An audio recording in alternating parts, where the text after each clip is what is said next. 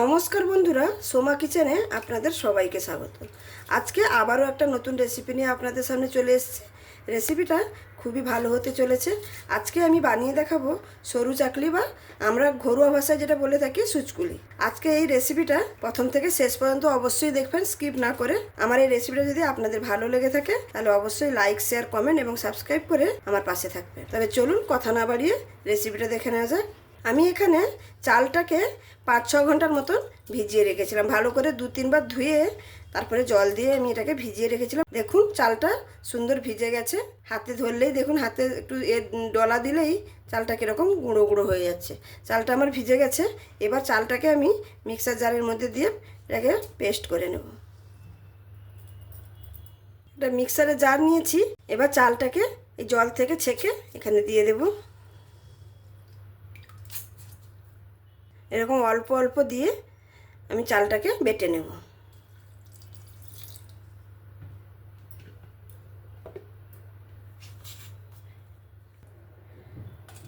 এরকমভাবে পেস্ট করে নিয়েছি। এরকম আমি চালটাকে 3 বারে পেস্ট করে নেব। আমি এখানে সমস্ত চালগুলো বেটে নিলাম। চালটা আমার সম্পূর্ণ বাটা হয়ে গেছে। আর কতটা ঘনত্বে দেখুন, এতটা ঘনত্বে কিন্তু এই চালের বাটাটা রাখা যাবে না, যেহেতু সরু চাকলি পিঠে বানাবো সেই জন্য এটা ব্যাটারটা কিন্তু একদম পাতলা হতে হবে।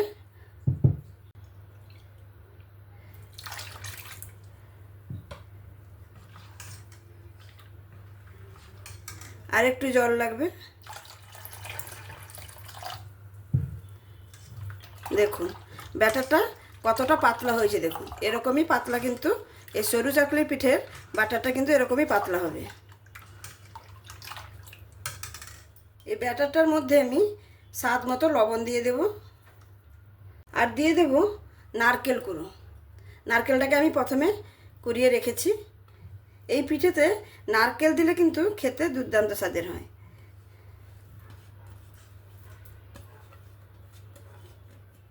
নারকেলটা দিয়ে ভালো করে মিক্স করে নেব। আমার ব্যাটারটা সম্পূর্ণ রেডি।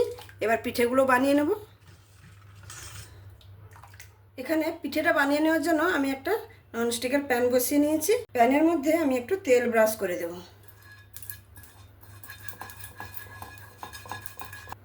তেল ব্রাশ করে নেওয়া হয়ে গেছে। এবার ব্যাটারটাকে চামচ দিয়ে ভালো করে আবারও একবার মিক্স করে নেব।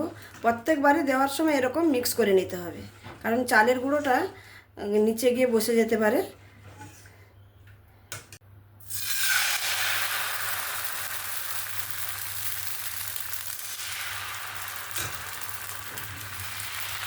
দিয়ে এরকম ধরে একটু ঘুরিয়ে নিতে হবে।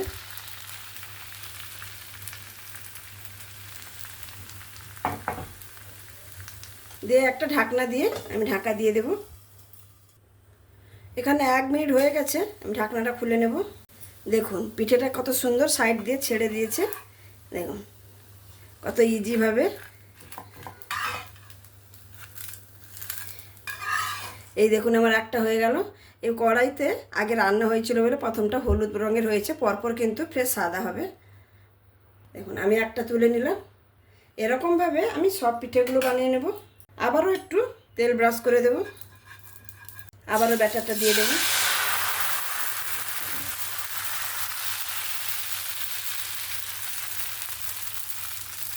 সেম পদ্ধতিতে ঘুরিয়ে নিলাম। আবারও ঢাকা দিয়ে দেবো 1 মিনিটের জন্য। 1 মিনিট হয়ে গেছে। আবারও ঢাকনাটা খুলে নিচ্ছি। দেখুন সুন্দরভাবে উঠে যাচ্ছে। এই পিঠেটা বানানো এত সহজ, যারা নতুন রান্না করতে শিখছে তারাও কিন্তু খুবই সহজে বানিয়ে নিতে পারবে।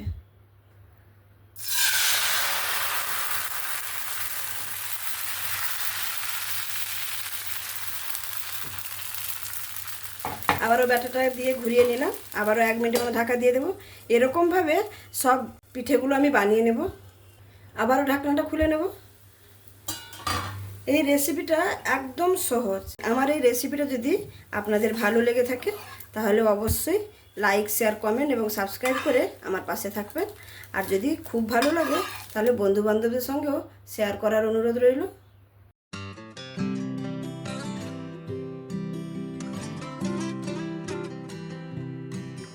পিঠেগুলো আমার সমস্ত বানানো হয়ে গেল, আর লাস্টেরটা বাকি আছে।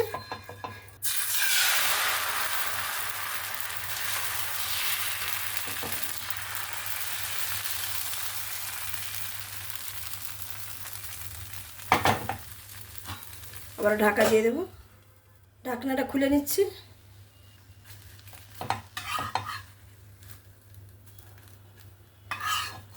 দেখুন আমার সমস্ত পিঠে বানানো হয়ে গেল। এবার আমি পরিবেশন করে দেখাচ্ছি।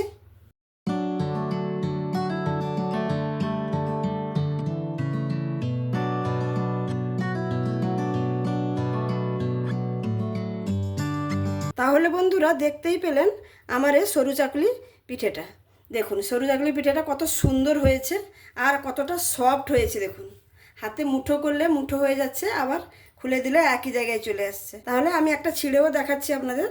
দেখুন কতটা সুন্দর হয়েছে, কতটা সফট হয়েছে, নরম হয়েছে। আর এই পিঠেটা কিন্তু দুধ বা খেজুরের গুড়ের সঙ্গে খেতে দারুণ লাগে। অনেকে সবজির সঙ্গেও খায়, কিন্তু আমাদের কাছে মনে হয় এই দুধ আর এই গুড় দিয়ে এই পিঠেটা সব থেকে বেশি খেতে ভালো লাগে। তাহলে আমার এই রেসিপিটা যদি আপনাদের ভালো লেগে থাকে তাহলে অবশ্যই লাইক, শেয়ার, কমেন্ট এবং সাবস্ক্রাইব করে আমার পাশে থাকবেন। আর যে সকল বন্ধুরা তাদের মূল্যবান সময় দিয়ে ভিডিওগুলো দেখছেন ও সাবস্ক্রাইব করেছেন তাদেরকে অসংখ্য ধন্যবাদ। আর যারা এখনও সাবস্ক্রাইব করেননি প্লিজ বন্ধুরা সাবস্ক্রাইব করে আমার পাশে থাকুন। আমি আরও নতুনত্ব ভিডিও নিয়ে আপনাদের সামনে আসতে পারবো। তাহলে আজকে আমি এখানেই শেষ করছি। আবার দেখা হবে অন্য কোনো দিন অন্য কোনো রেসিপির সঙ্গে। সবাই ভালো থাকবেন, সুস্থ থাকবেন, সাবধানে থাকবেন। ধন্যবাদ।